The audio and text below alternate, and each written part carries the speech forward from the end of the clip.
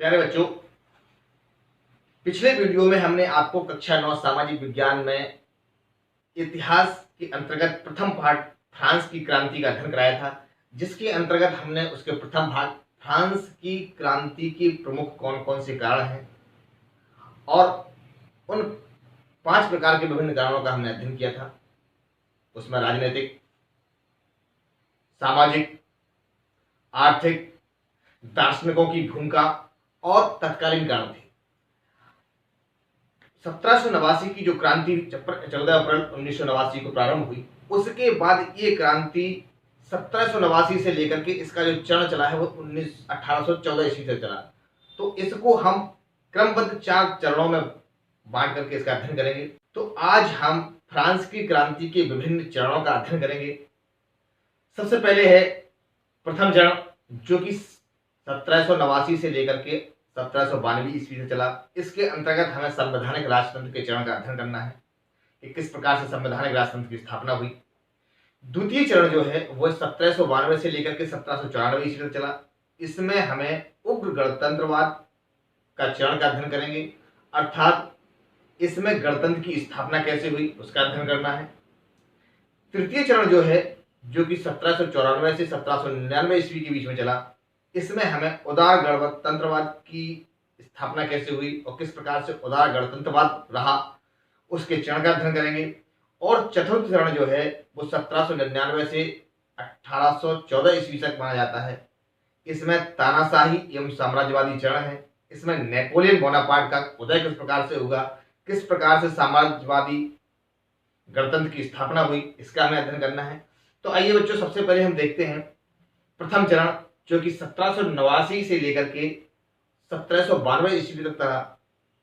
इस चरण में पेरिस की भीड़ ने जो है बास्तील के किले पर अपना नियंत्रण स्थापित कर लिया, जैसा कि हम पिछले वीडियो में आपको बता चुके हैं। इस तरह क्रांति की शुरुआत हुई। बस्ता जो बास्तील का किला था वह निरंकुशवादी था, अत्याचार का एक प्रतीक था और इसके पतन से पुरातन वहां की जो व्यवस्था थी उसको गहरी चुनौती मिली और इस घटना का प्रभाव फ्रांस के ग्रामीण क्षेत्रों में भी पड़ा और ग्रामीणों ने सामंतीकरों के जो अभिलेख थे उनमें आग लगा दी। जनता की इन कार्रवाइयों का राष्ट्रीय सभा पर गहरा असर पड़ा। अतः 4 अगस्त 1789 को रात भर का राष्ट्रीय सभा अधिवेशन चला, जिसमें कानून निर्मित करके सभी विशेषाधिकार को समाप्त कर दिया गया। राष्ट्रीय सभा का महत्वपूर्ण जो कार्य था वह एक संविधान निर्माण करना था। अतः राष्ट्रीय सभा की संविधान सभा कहलाई और 26 अगस्त 1789 को संविधान सभा ने मानवाधिकार की घोषणा की। इस घोषणा में समानता के सिद्धांत पर बल दिया गया और कहा गया कि चूंकि सभी मनुष्य समान रूप से पैदा होते हैं, अतः उन्हें समान अधिकार मिलने चाहिए। इन अधिकारों में स्वतंत्रता, संपत्ति, सुरक्षा तथा अत्याचार के विरोध का अधिकार आदि शामिल थे। इस प्रकार संविधान सभा ने आधारभूत सिद्धांतों, जिसमें स्वतंत्रता, समानता व जनता के संप्रभुत्व की घोषणा की। संपत्ति के अधिकार को भी इसमें शामिल किया गया। तो सबसे पहले जो संविधान सभा ने काम किया था वह था मानवाधिकारों की सीमा निर्धारित की। दूसरा इसने जो काम किया संविधान सभा ने वह था चर्च पर नियंत्रण। संविधान सभा ने चर्च की संपत्ति को जब्त कर लिया और जनता पर चर्च के नियंत्रण को कम करने का प्रयास किया। चर्च को राज्य के अधीन कर दिया गया और उसे रोम के पोप के प्रभाव से मुक्त कर दिया गया और राष्ट्रीय चर्च के रूप में तब्दील कर लिया गया। राज्य के प्रति सभी पादरियों की वफादारी सुनिश्चित करने के लिए एक सिविल कॉन्स्टिट्यूशन बनाई गई, जिसको सिविल कॉन्स्टिट्यूशन ऑफ क्लर्जी का नाम दिया गया, जिसके अनुसार पादरियों को राज्य के प्रति निष्ठावान की शपथ लेनी होती थी और जो पादरी इसकी शपथ लेते थे वो ज्यूलर कहलाए और जो इसकी शपथ नहीं लेते थे उनको नॉन ज्यूलर कहा गया। इस कानून से क्रांति के विरुद्ध एक माहौल निर्मित होने लगा। जो भी छोटे पादरी थे जिन्होंने क्रांति का समर्थन किया था वो भी अब इसके विरोध में धीमे धीमे होने शुरू हो गए और कुछ पादरी देश छोड़कर के यूरोप के अन्य देशों में चले गए। नेशनल असेंबली का जो तीसरा और सबसे महत्वपूर्ण काम था वह था संविधान का निर्माण करना। नेशनल असेंबली ने 1791 में संविधान का प्रारूप तैयार कर लिया। संविधान का उद्देश्य था सम्राट की शक्तियों को सीमित करना। एक व्यक्ति के हाथ में केंद्रीकृत होने के बजाय अब इन शक्तियों को विभिन्न संस्थाओं जैसे विधायिका, कार्यपालिका और न्यायपालिका में विभाजित करना। इस प्रकार फ्रांस में संवैधानिक राजतंत्र का स्थापना हुई, उसकी नींव पड़ी। इस चित्र के माध्यम से आप देख सकते हैं, उसको आसानी से समझ सकते हैं कि किस प्रकार से संवैधानिक या संविधान का निर्माण हुआ, उसमें किस प्रकार से उसकी व्यवस्थाएं की गई, किस प्रकार से न्यायपालिका, कार्यपालिका और विधायिका का निर्माण हुआ। 1791 के संविधान ने कानून बनाने का अधिकार नेशनल असेंबली को दिया था। नेशनल असेंबली अप्रत्यक्ष रूप से चुनी जाती थी। सभी नागरिकों को मतदान करने का अधिकार नहीं था। सिर्फ जो 25 वर्ष से अधिक उम्र के व्यक्ति थे, केवल उन्हीं पुरुषों को अधिकार था कि वही मतदान कर सकते हैं। यहां पर महिलाओं को मतदान करने का अधिकार नहीं था और वह व्यक्ति ही मतदान करते थे जो कम से कम 3 दिन मजदूरी अपनी आयकर के रूप में सरकार के या राज्य की कोष में जमा करते थे। असेंबली के सदस्य होने के लिए लोगों को करदाताओं की उच्चतम श्रेणी में होना आवश्यक था। फ्रांस की क्रांति का जो दूसरा चरण है वह 1792 से 1794 ईस्वी के मध्य माना जाता है, जब 1791 ईस्वी में 745 सदस्यीय जो व्यवस्थापिका थी, जब उसका गठन हो गया, जब वो अस्तित्व में आई, तो इस व्यवस्थापिका सभा में अध्यक्ष के दाहिनी ओर जो बैठने वाले थे उनको दक्षिणपंथी कहा गया। यह सरकार के समर्थक हुआ करते थे, जबकि जो बाईं ओर बैठते थे उनको वामपंथी कहलाए या उनको वामपंथी कहा गया। यह समूह परिवर्तनवादियों का था, रेडिकल्स का था और यह उग्र और क्रांतिकारी थे। रेडिकल्स यह भी 2 भागों में बटा हुआ था। पहले भाग को जिरोडेंस कहते थे और दूसरा जैकोबियन था। यह जैकोबियंस और जिरोडेंस ये मूल रूप से 2 वहां के प्रमुख उग्रवादी समूह थे। इसी बीच फ्रांस की क्रांति का जो भय है वो यूरोप के अन्य देशों में फैलने लगा।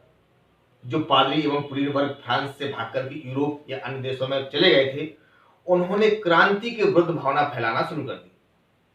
दूसरी तरफ फ्रांस के जो क्रांतिकारी थे, अन्य देशों में भी क्रांतिकारी सिद्धांतों का प्रचार प्रसार करना चाहते थे। फलतः जो यूरोप के अन्य देश या अन्य जो राजा थे या राज्य जो शक्तियां थी वहां की, वो सशंकित या डरने लगी। इसके परिणाम स्वरूप क्रांतिकारी फ्रांस और यूरोप के अन्य देशों का आपसी संबंध बिगड़ना प्रारंभ हो गया। ऑस्ट्रिया देश था, जहां की राजकुमारी लुई सोलहवीं की पत्नी थी, तो ऑस्ट्रिया ने क्रांतिकारियों के मना करने पर भी फ्रांस के राजतंत्र एवं उनके जो समर्थक शरणार्थी थे उनको अपने यहां रहने दिया था। अतः व्यवस्थापिका सभा ने क्या किया, अप्रैल 1792 ईस्वी में ऑस्ट्रिया के विरुद्ध युद्ध की घोषणा कर दी। लेकिन इस युद्ध में क्या हुआ, इस युद्ध में फ्रांस की बहुत बुरी तरह से पराजय हुई और इस पराजय से फ्रांस की जनता को विश्वास हो गया कि कहीं ना कहीं जो फ्रांस का राजा है लुई 16वां, उसने ऑस्ट्रिया को फ्रांस की सैन्य शक्ति और सुरक्षा के सारे भेद बता दिए। अतः राजा के प्रति जनता का रवैया वो अब उग्र होना प्रारंभ हो गया। इस स्थितियों में फ्रांसीसी राजतंत्र में जो समर्थन में जो प्रसा और ऑस्ट्रिया ने घोषणा की कि फ्रांस की जनता राजा की आज्ञा का पालन करे, अन्यथा हम उसके विरुद्ध कार्रवाई करेंगे। इस तरह फ्रांस की क्रांति ने यूरोप में युद्ध की स्थिति वहां पे पैदा कर दी। इस घोषणा से फ्रांस की जनता और उग्र हो गई और उसने राजा को घेर लिया। राजा भागकर के व्यवस्थापिका के पास पहुंचा। व्यवस्थापिका सभा में उसने अपनी शरण ली। अब यह विचार किया जाने लगा कि व्यवस्थापिका सभा भंग की जाए और पुनः चुनाव कराया जाए और नई व्यवस्थापिका सभा बने और राजतंत्र के भविष्य पर अपना निर्णय दिए। इसी के साथ व्यवस्थापिका सभा को समाप्त कर दिया गया और वयस्क मताधिकार के आधार पर राष्ट्रीय कन्वेंशन का एक गठन हुआ।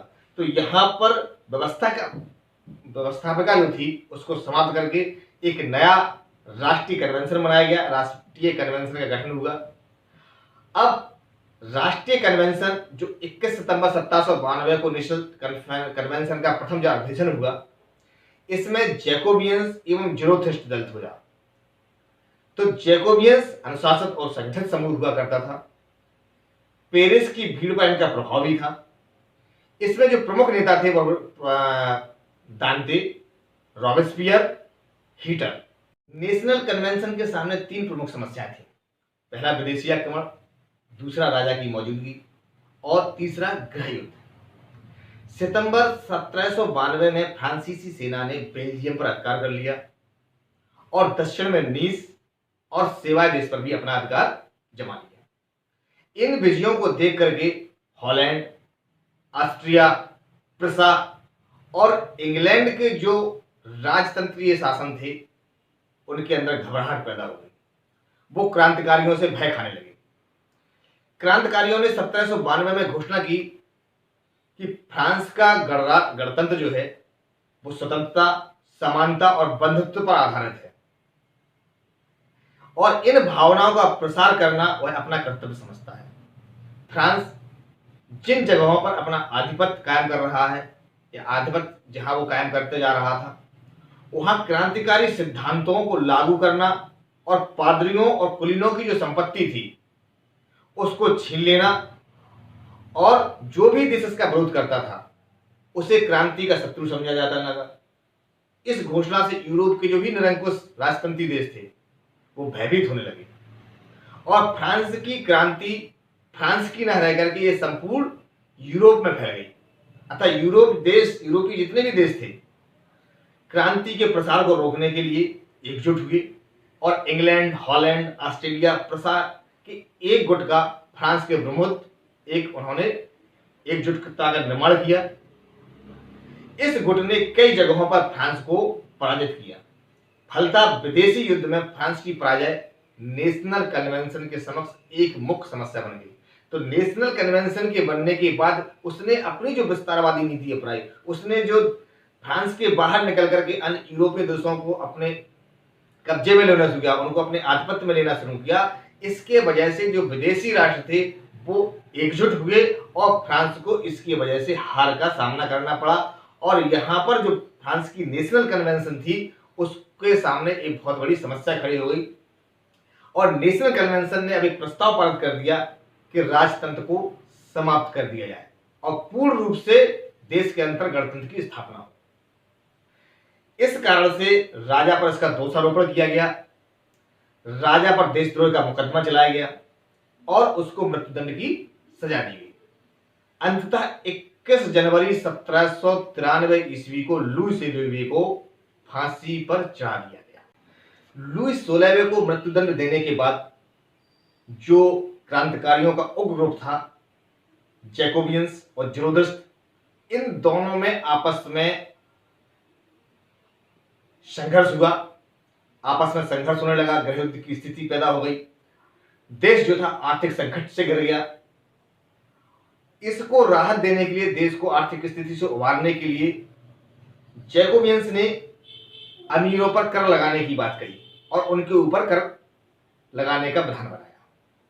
जीरोथिस्टों ने क्या किया, इसका विरोध किया कर लगाने का, लेकिन जैकोबियंस ने वहां की जनता को साथ में लेकर के पेरिस की भीड़ को इकट्ठा करके समस्त जीरोथिस्टों को गिरफ्तार कर लिया और गिरफ्तार करके आतंक के राज्य की स्थापना की। जो भी जीरोथिस्ट विरोध में था उन सभी को फांसी के तख्ते पर लटका दिया गया।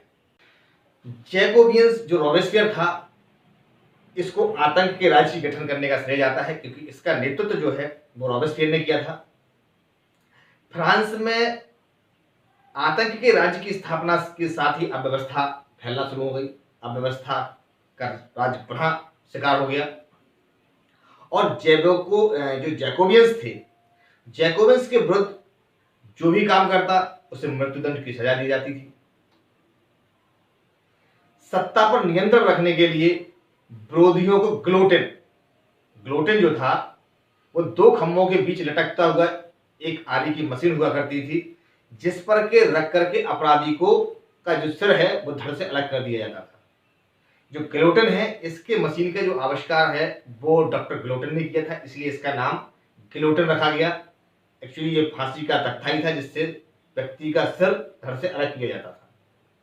अतः सभी व्यक्ति अपने जीवन को लेकर सशंकित होने लगे। जैकोबियंस ने इतना भय भर दिया फ्रांस के व्यक्तियों के अंदर कि जो भी उसके विरुद्ध बात करता उसको तत्काल गिलोटिन पर चढ़ा दिया जाता था। गिलोटिन अर्थात फांसी पर चढ़ा दिया जाता था। अंततः जुलाई 1794 में रॉबेस्पियर को भी कैद कर लिया गया और फांसी दे दी गई और साथ ही इस प्रकार से आतंक की राज की फ्रांस में समाप्ति हुई। फ्रांस की क्रांति का जो तृतीय चरण है 1794 ईस्वी से लेकर के 1799 ईस्वी के मध्य माना जाता है। इसको उदार गणतंत्र की स्थापना का चरण भी कहते हैं और यह डायरेक्टरी शासित फ्रांस भी कहलाता है। जैकोबियन सरकार के पतन के बाद मध्य वर्ग के जो संपन्न तबके के साथ साथ या मध्य वर्ग का जो संपन्न तबका था शासन सत्ता उसके हाथ में आ गई। नए संविधान के तहत जो सत्ता विहीन तबका था उसको मताधिकार से अब पूर्ण रूप से वंचित कर दिया गया। इस संविधान में दो चुनी हुई विधायिका या दो चुनी हुई जो विधान परिषदों का प्रावधान था जो किया गया। इसमें सबसे पहले जो है 5 सदस्यों वाली एक कार्यपालिका बनाई गई जो कि डायरेक्टरी को नियुक्त करती थी। इसके पूर्व में जो शासन सत्ता थी वो एक व्यक्ति विशेष के हाथ में हुआ करती थी, लेकिन अब 5 व्यक्तियों के हाथ में आ गई और इसका यह परिणाम हुआ कि यह डायरेक्टरी के जो सदस्य थे आपस में झगड़ते रहते थे। अक्सर उनमें मतभेद बना रहता था। उनके आपसी मतभेद का जो फायदा था वो उस समय के सैनिक तानाशाह नेपोलियन ने उठाया। उस समय सैनिक शासन सत्ता नेपोलियन के हाथ में थी, तो नेपोलियन ने इसका फायदा उठाते हुए फ्रांस के शासन सत्ता पे अपने आप को काबज करने का प्रयास किया और अंततः उसने इस पे विजय प्राप्त कर ली। तो यहाँ जो तृतीय चरण है फ्रांस की क्रांति का वो समाप्त होता है। अब आखिरी जो चरण है उसको नेपोलियन की उदय के साथ से देखा जाता है। फ्रांस की क्रांति का जो चतुर्थ और अंतिम चरण है जो कि 1799 से लेकर के 1814 की ईस्वी के मध्य माना जाता है, इसमें तानाशाह का चरण कहलाता है, तानाशाही शासन का चरण कहलाता है। इसमें 1799 ईस्वी में नेपोलियन ने डायरेक्टरी के शासन का अंत कर दिया और फ्रांस का प्रथम काउंसलर बन गया। 1804 ईस्वी में उसने अपने को सम्राट घोषित कर दिया और इस तरह नेपोलियन ने तानाशाही साम्राज्यवाद के शासन की शुरुआत की। 1804 ईस्वी में नेपोलियन बोनापार्ट ने जब अपने आप को सम्राट घोषित किया तो उसने अपने पड़ोस के यूरोपीय देशों में विजय यात्रा प्रारंभ की। पुराने राजवंशों को हटा करके उसने साम्राज्य बनाए और उसकी बागडोर जो है उसने अपने खानदान के हाथों या खानदान के जो उसके व्यक्ति हुआ करते थे उनके हाथों में सौंप दी। नेपोलियन खुद को यूरोप का आधुनिकीकरण का अग्रदूत मानता था या उसका मानना था कि हम पूरे संपूर्ण यूरोप में आधुनिकीकरण कर रहे हैं, नई चेतना ला रहे हैं। उसने निजी संपत्ति की सुरक्षा के कानून बनाए और दशमलव पद्धति पर आधारित नाप तौल की एक समान प्रणाली भी लागू की। शुरू में जितने भी अन्य देश थे या उनके जो लोग थे उन समस्त लोगों को नेपोलियन एक बहुत मुक्तिदाता के रूप में लगा, लेकिन धीमे धीमे नेपोलियन को सेना को या नेपोलियन को लोग हमलावर के रूप में मानने लगे कि यह हमला करने आता है और हमारा अच्छा सामान या हमारा कीमती सामान लूट करके ले जाता है। आखिरकार 1815 ईस्वी में वाटरलू के युद्ध में नेपोलियन की हार हुई। 1815 ईस्वी में वाटरलू में उसकी हार के बाद उसको 1821 ईस्वी में सेंट हेलेना द्वीप पर निर्वासित कर दिया गया था, जहां 52 साल की उम्र में उसकी मृत्यु हो गई थी। बच्चों, अभी हमने फ्रांस की क्रांति के विभिन्न चरणों को क्रमबद्ध तरीके से उसका अध्ययन किया, जो कि 1789 से लेकर के क्रांति की शुरुआत से लेकर के 1814 तक नेपोलियन के वाटरलू के युद्ध तक चला। इसके बाद इस अध्याय के अंतर्गत हमें 2 मुख्य टॉपिक्स का अध्ययन और करना है, जिसमें फ्रांस की क्रांति के दौरान महिलाओं की स्थिति एवं दास प्रथा का उन्मूलन। तो फ्रांस में जो महिलाओं की स्थिति थी वो अत्यधिक दयनीय थी। महिलाएं शुरू से ही फ्रांसीसी समाज में अहम भूमिका अपनी निभाती चली आ रही थी और क्रांतिकारियों का समर्थन करती थी। क्रांतिकारी गतिविधियों में शामिल रहा करती थी। उन्हें उम्मीद थी कि क्रांतिकारी सरकार के आने के बाद उनकी स्थिति में सुधार आएगा, कुछ उनके लिए ठोस कदम उठाए जाएंगे।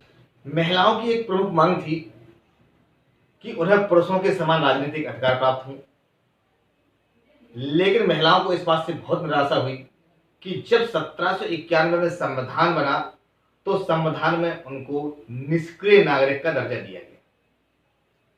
प्रारंभिक वर्षों में क्रांतिकारी सरकार ने महिलाओं के जीवन को सुधार लाने के लिए कुछ महत्वपूर्ण कानून बनाए। इसमें सरकारी विद्यालयों की स्थापना के साथ साथ लड़कियों के लिए स्कूली शिक्षा का प्रावधान किया गया। अब पिता उन्हें उनकी मर्जी के खिलाफ शादी नहीं कर सकते थे या शादी करने के लिए उनको बाध्य नहीं कर सकते थे। शादी को स्वैच्छिक अनुबंध माना गया और नागरिक कानूनों के तहत उनका पंजीकरण किया जाने लगा।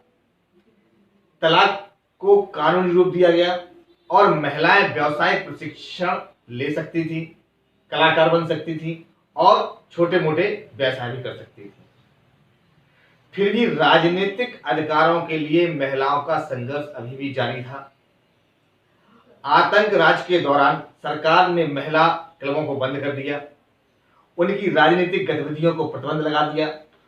कई महिलाएं जो कि प्रभावशाली थी, नेतृत्व किया करती थी, उनको फांसी पर चढ़ा दिया गया। इस प्रकार से महिलाओं का जो अस्तित्व था वो कहीं ना कहीं फ्रांस की क्रांति के दौरान, फ्रांस के शासनकाल में दबा ही रहा, उसको उभरने का मौका ज्यादा नहीं। बच्चों, फ्रांसीसी क्रांति का जो सबसे बड़ा सुधारात्मक कार्य था वह था दास प्रथा का उन्मूलन। फ्रांसीसी उपनिवेशों में दास प्रथा का उन्मूलन जैकोबिक शासन के क्रांतिकारी सामाजिक सुधारों में से एक सबसे महत्वपूर्ण सुधार माना जाता है। दरअसल दास प्रथा की शुरुआत जो है वो 17वीं शताब्दी में शुरू हो गई थी, जब फ्रांसीसी सौदागर अफ्रीका के देशों में जाया करते थे। जब वहां के बंदरगाहों में पहुंचते थे तो वहां से वो दासों को उनसे खरीदते थे और उनको ले जाकर के कैरेबियाई देशों में बेचते थे और इन्हीं दासों की बदौलत वहां की जो चीनी, कॉफी या नील की खेती है, इनमें इन दासों का सबसे ज्यादा उपयोग किया था, इनका प्रयोग किया था। तो 18वीं सदी में फ्रांस में दास प्रथा ज्यादा इसकी निंदा होना प्रारंभ हो गई। नेशनल असेंबली में लंबी बहस हुई कि व्यक्ति मूलभूत अधिकारों में रहने वाली प्रजा सहित समस्त फ्रांसीसी प्रजा को प्रदान किया जाए। दासों के जो व्यापारी थे उनके विरोध के कारण नेशनल असेंबली में इस प्रकार का कोई भी कानून नहीं बन पाया, कोई भी ऐसा प्रावधान नहीं हो पाया कि दासों की यहाँ दास प्रथा जो है समाप्त की जा सके। लेकिन अंततः सन 1794 में जब नेशनल असेंबली खत्म होने के बाद जब नेशनल कन्वेंशन बनी तो नेशनल कन्वेंशन ने फ्रांसीसी उपनिवेशों में सभी दासों की मुक्ति का कानून पारित कर दिया। पर यह कानून एक छोटी सी अवधि तक ही लागू रहा।